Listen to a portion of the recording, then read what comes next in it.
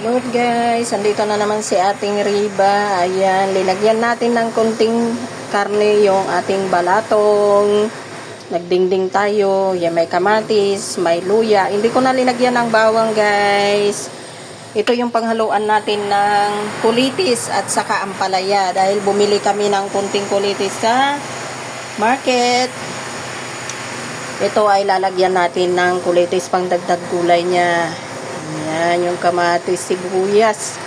Luto na. Pati yung karne ay ating ginisa kanina. Pumula-pula. Linagyan natin ng pambamong sili. Ayan, magulam tayo ngayon ng balatong. At ito yung ating kulitis. Ilalagay natin. At ito yung ating pinitas na dahon ng ampalaya, ang bango guys, galing sa tanim ni best friend. Ngayon dahil luto na ang ating balatong, ilalagay na natin ang kulitis. Tapos hindi ko siya ihahalo. Pag side by side ko sila para ayaw ko silang kasi para malasahan yung ampalaya. Dito ko sa gilid ilalagay. Ayan.